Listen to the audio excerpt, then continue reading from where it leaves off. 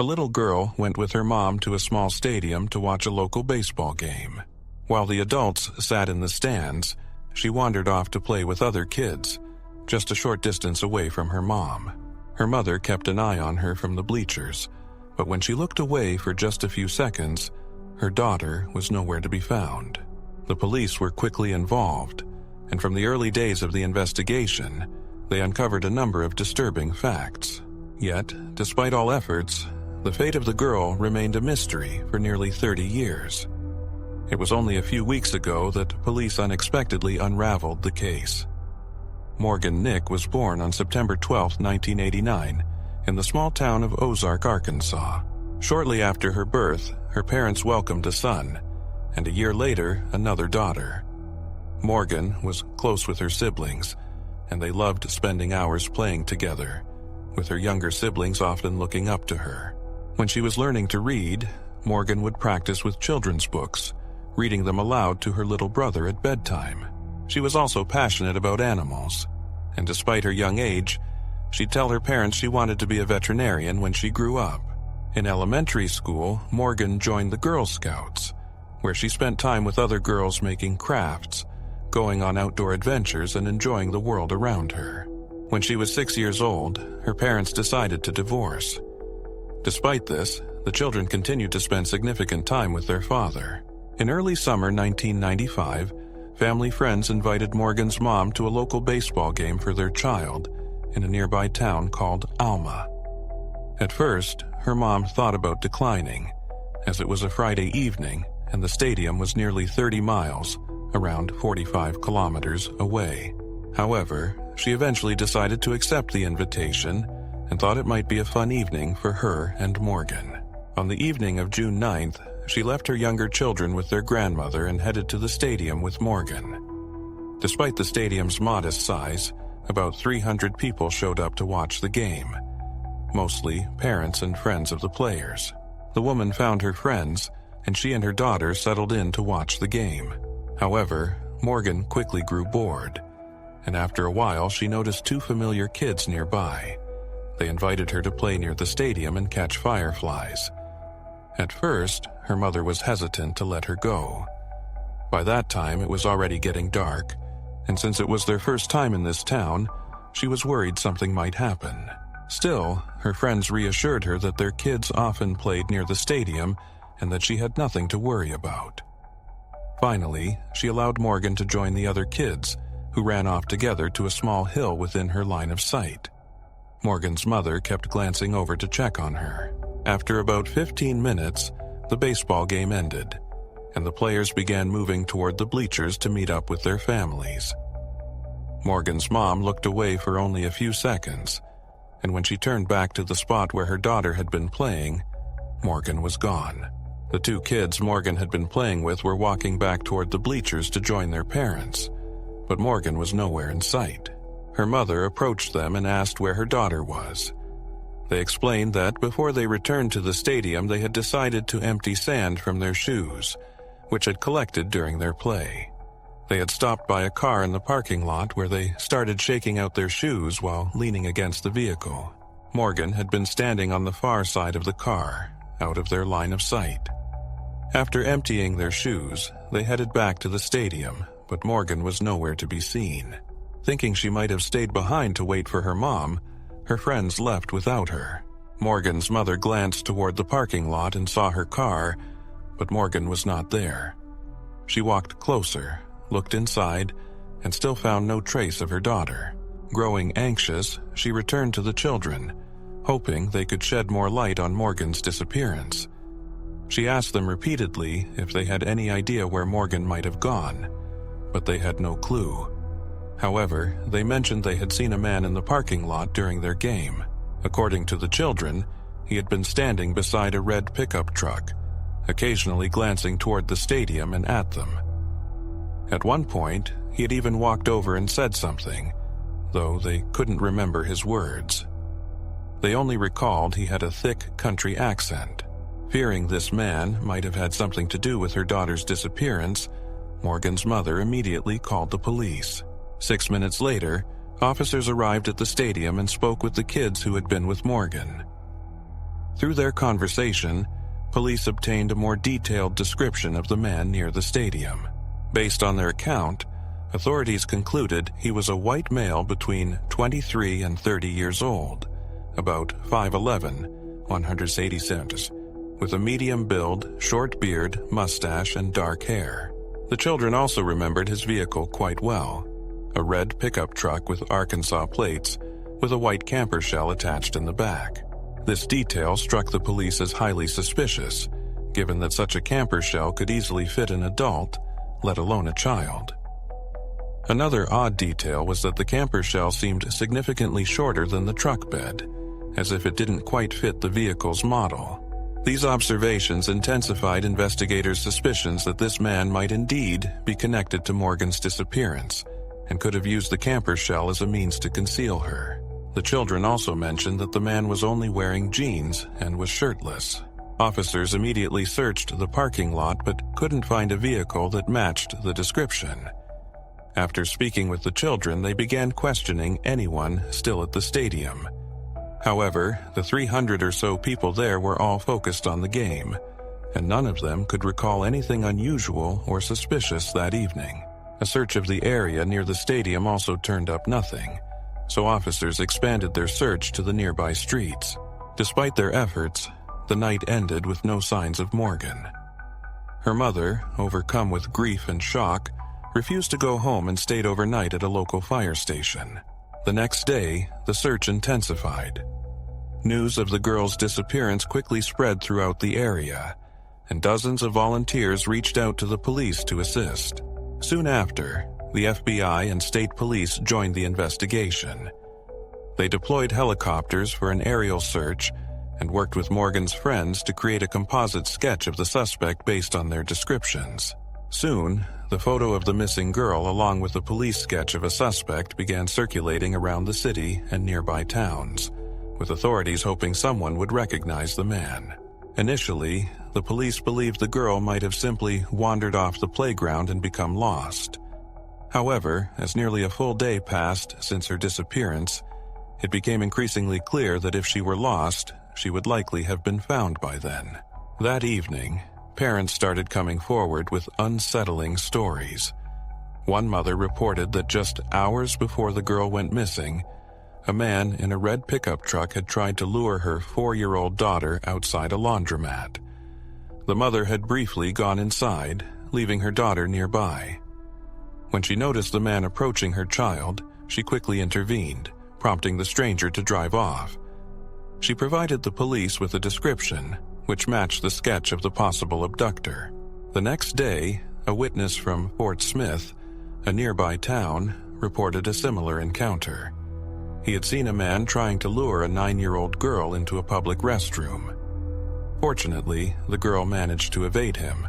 Once again, the witness's description aligned with the police sketch drawn from the accounts of those who had seen the suspect near the missing girl. These reports indicated that the same individual might be involved in multiple attempted abductions, or may have even successfully carried out similar crimes in the past. Police focused on locating a red pickup truck matching the witness descriptions and began investigating all known offenders in the surrounding areas. Over the following weeks, investigators received hundreds of tips about potential suspects. However, as they followed up, they were either unable to establish any connections or determined that the individuals in question couldn't have been involved in the crime. At the same time, investigators continued combing the area around the playground for any items that might serve as evidence. They collected cigarette butts, bottles, and other debris, sending them to the lab for DNA analysis. However, despite these efforts, police were left with no solid leads, still uncertain whether any of these items were actually connected to the girl's disappearance. The police department received nearly 250 calls from witnesses across different cities and even neighboring states, reporting sightings of red pickup trucks similar to the one linked to the case. The challenge was that thousands of residents in the state drove similar vehicles, making it nearly impossible to narrow down a suspect. Investigators attempted to track down each truck owner, but couldn't uncover any leads connecting them to the crime. This search continued for 2 weeks until police received a surprising call. A resident of a town called Stadgard, about a 3-hour drive from Alma, reported seeing a man trying to break into his car. When the homeowner approached, the man quickly ran away, but not before the resident noticed a young girl holding the man's hand. The police immediately showed the witness the sketch of the suspect, and he confirmed that the man looked very much like the one who had attempted the break-in, and the girl resembled the missing child, Morgan. Investigators quickly organized a large-scale operation in Stadgard, cordoning off an area of about 10 square kilometers and deploying several dozen officers. Morgan's parents also hurried to the town, hoping this lead would bring their daughter home. Hundreds of volunteers joined the police in searching the entire town and surrounding areas. Helicopters scanned from above, while search dogs tried to pick up Morgan's scent from her belongings. The search went on for 16 exhausting hours, but they still found no trace of Morgan. Doubts began to arise about the witness's credibility. After 2 polygraph examinations, both operators concluded that the man was likely being deceptive. Finally, under pressure, the man admitted he had fabricated the entire story. As it turned out, the man had indeed seen someone trying to break into his car but hadn't clearly seen the person's face, nor was there any young girl nearby. Ultimately, he was arrested for providing false testimony, which cost the police nearly an entire day and thousands of taxpayer dollars. While the details of his punishment weren't disclosed, such actions typically result in hefty fines or even brief jail time. Once again, investigators found themselves back at square one, but they were far from giving up. 17 additional officers were dispatched from across the state to aid the search, and the team refocused on analyzing the incoming leads. By then, they had accumulated over 1,000 tips, but none brought them any closer to finding Morgan. Her parents also refused to give up, but as the months went by, their hope slowly dwindled. About a year after her disappearance, Morgan's mother founded a non-profit organization dedicated to locating missing children. Although she remained focused on finding her daughter, she no longer had any promising leads. Instead, she turned to supporting other families facing similar tragedies and began educating parents and children on potential dangers. Over the next few years, police continued pursuing various tips and investigating possible suspects, but to no avail. In 2021, 6 years after Morgan's disappearance, the FBI released an age-progressed image of her. That same year, several popular TV programs featured the case, which spurred a new wave of leads. While most of these tips led nowhere, one caught the investigators' attention. A caller claimed that a girl's remains were buried on a property in Boonville, a town about an hour from Alma. Police took interest in this tip, as the caller provided detailed information about the case that hadn't been publicly released. In early 2022, they secured a search warrant, brought in cadaver dogs, and thoroughly excavated the property, but they found no trace of Morgan. For almost a decade after that, the case went cold. In 2010, police received another tip that Morgan's abductors might have held her at a location in a neighboring state. Officers conducted a search there, but, once again, found no evidence linking the site to Morgan.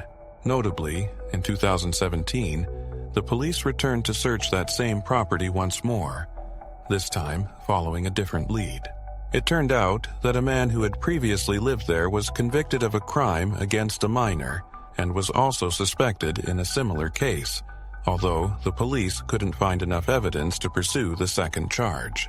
In 2019, a new documentary was released, covering the investigation into the girl's disappearance. Early in the case, the police released a blurry photo of a red pickup truck, believed to belong to the abductor. It was captured briefly on someone's camera during a game, but due to poor quality and angle, the image revealed almost no details. Following the documentary's release, the police made a public request, asking anyone with information about the truck's owner to come forward. Although they received a few leads, no real progress was made in the case. This continued until 2021, when, for the first time, investigators named a primary suspect, a man named Billy Lynx. He had come onto the police radar early in the search for Morgan due to a prior conviction involving a minor, and because he owned a red pickup that matched the description. However, back in '95, police found no link between him and Morgan's disappearance, even after a search of his vehicle. During questioning, they felt that Billy's responses were credible and that he wasn't involved. Additionally, Billy was in his 70s, whereas witnesses described the suspect as much younger. Nearly 30 years later, the detectives decided to take another look, this time hoping that modern DNA analysis could reveal any trace of Morgan in his vehicle. But there were several challenges. Billy had passed away in 2000 while serving time for an attempted kidnapping. Just 2 months after Morgan's disappearance, he tried to lure another young girl into his car near a store, but her mother scared him off and called the police. Billy was arrested shortly after, at the age of 70, and he died in prison 5 years later. Another hurdle was that investigators had no idea where Billy's pickup was or if it had even survived all these years. They tracked down the vehicle's history and, after some effort, finally located it. Amazingly, the truck was still in working condition, and the current owner agreed to allow forensic tests. Initially, detectives didn't have high hopes, given how many years had passed and the likelihood that any DNA evidence could have been erased or degraded. However, forensic specialists managed to find a few hair strands in the truck bed that bore a resemblance to Morgan's hair. These samples were sent to a Texas lab equipped with the latest DNA analysis tools, and the scientists began their work. After 8 months of testing, a breakthrough came. A DNA sample was extracted from the hairs and compared to Morgan's mother's DNA. The results indicated a close familial match, identifying a relationship in the first degree, either as a child or sibling of the woman. Morgan's mother, however, stated she had never heard of Billy Lynx and had no connection to him. Detectives also realized that no one else closely related to Morgan could have been in that vehicle, meaning it had to have been Morgan herself. In October 2024, the police held a press conference to announce that Billy Lynx is now officially considered responsible for Morgan's abduction. They stated they no longer have any doubts about his involvement. However, after 29 years, there is little hope that Morgan could still be alive. Investigators believe that Billy likely killed her shortly after the abduction, although the location of her remains remains a mystery. While they now consider the case essentially solved, the police have stated that they will continue searching for Morgan's remains. Without a confession from Billy, however, finding her body remains a formidable challenge. Detectives are also investigating Billy's possible connection to other cases, considering his pattern of attempted abductions around the time of Morgan's disappearance. They suspect there may be more crimes linked to him. At the time of Morgan's kidnapping, Billy was already 70, suggesting he had considerable experience with such offenses. He was also a World War II veteran with training that may have helped him evade detection.